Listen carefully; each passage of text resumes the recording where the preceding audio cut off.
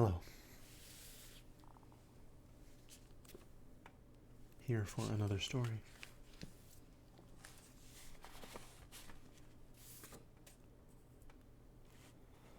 This story is called The Terrible Old Man. It was the design of Angelo Ricci and Joe Chanek and Manuel Silva to call on the terrible old man.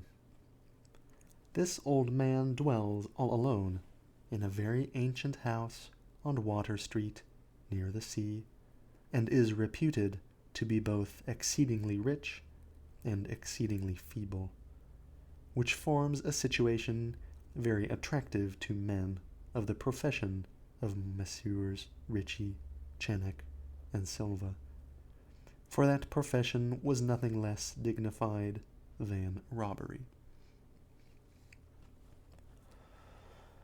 The inhabitants of Kingsport say and think many things about the terrible old man, which generally keep him safe from the attention of gentlemen like Mr. Ricci and his colleagues, despite the almost certain fact that he hides a fortune of indefinite magnitude somewhere about his musty and venerable abode. He is, in truth, a very strange person, believed to have been a captain of East India clipper ships in his day, so old that no one can remember when he was young, and so taciturn that few know his real name. Among the gnarled trees in the front yard of his aged and neglected place he maintains a strange collection of large stones, oddly grouped and painted so that they resemble the idols in some obscure Eastern temple.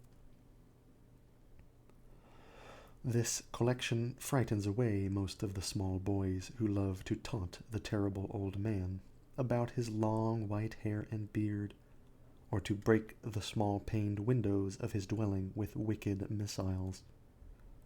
But there are other things which frighten the older and more curious folk, who sometimes steal up to the house to peer in through the dusty panes. These folks say that on a table in a bare room on the ground floor are many peculiar bottles, in each a small piece of lead suspended pendulum-wise from a string. And they say that the terrible old man talks to these bottles, addressing them by such names as Jack, Scarface, Long Tom, Spanish Joe, Peters, and Mate Ellis, and that whenever he speaks to a bottle, the little lead pendulum within makes certain definite vibrations, as if in answer. Those who have watched the tall, lean, terrible old man in these peculiar conversations do not watch him again. But Angelo Ricci and Joe Chanek and Manuel Silva were not of Kingsport blood. They were of that new and heterogeneous alien stock which lies outside the charmed circle of New England life and traditions. And they saw in the terrible old man merely a tottering, almost helpless graybeard, who could not walk without the aid of his knotted cane, and whose thin, weak hands shook pitifully.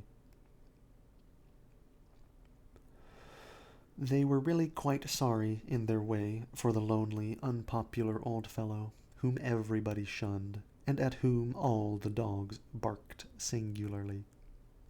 But business is business, and to a robber whose soul is in his profession, there is a lure and a challenge about a very old and very feeble old man, who has no account at the bank, and who pays for his few necessities at the village store with Spanish gold and silver minted 2 centuries ago.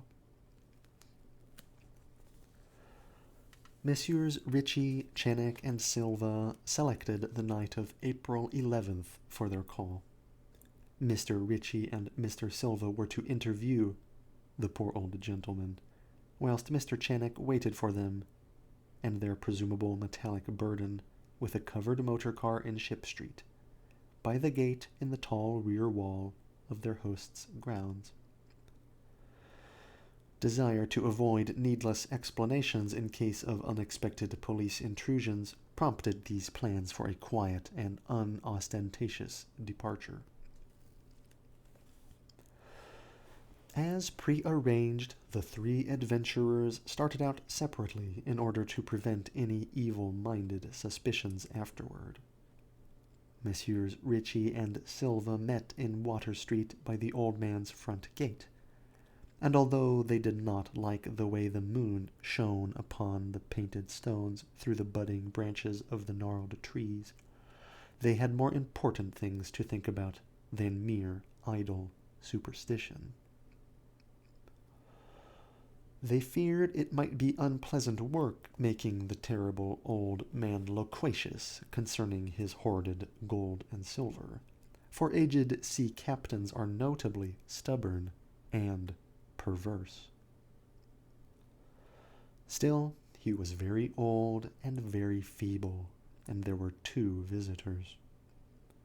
Messrs. Ritchie and Silva were experienced in the art of making unwilling persons voluble, and the screams of a weak and exceptionally venerable man can be easily muffled. So they moved up to the one lighted window and heard the old, terrible man talking childishly to his bottles with pendulums. Then they donned masks and knocked politely at the weather-stained oaken door. Waiting seemed very long to Mr. Channick, as he fidgeted restlessly in the covered motor car by the terrible old man's back gate in Ship Street. He was more than ordinarily tender-hearted, and he did not like the hideous screams he had heard in the ancient house just after the hour appointed for the deed. Had he not told his colleagues to be as gentle as possible with the pathetic old sea captain? Very nervously he watched that narrow oaken gate in the high and ivy-clad stone wall. Frequently he consulted his watch and wondered at the delay. Had the old man died before revealing where his treasure was hidden? And had a thorough search become necessary? Mr. Channick did not like to wait so long in the dark in such a place. Then he sensed a soft tread, or tapping, on the walk inside the gate, heard a gentle fumbling at the rusty latch, and saw the narrow, heavy door swing inward. And in the pallid glow of the single dim street lamp he strained his eyes to see what his colleagues had brought out of that sinister house, which loomed so close behind. But when he looked, he did not see what he had expected, for his colleagues were not there at all, but only the terrible old man leaning quietly on his knotted cane and smiling hideously. Mr. Channick had never before noticed the color of that man's eyes. Now he saw that they were yellow. Little things make considerable excitement in little towns, which is the reason that Kingsport people talked all that spring and summer about the three unidentifiable bodies, horribly slashed as with many cutlasses, and horribly mangled as by the tread of many cruel boot heels, which the tide washed in. And some people even spoke of things as trivial as the deserted motor car found in Ship Street, or certain especially inhuman cries, probably of a stray animal or migratory bird heard in the night by wakeful citizens.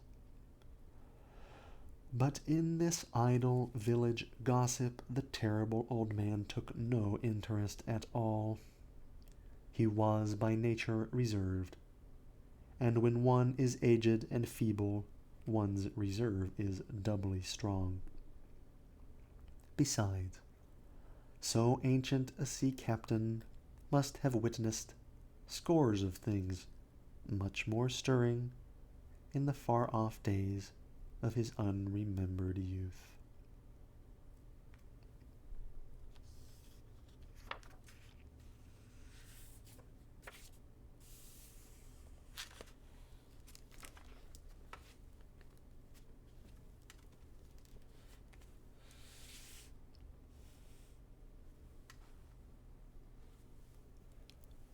All right. I hope you enjoyed the story.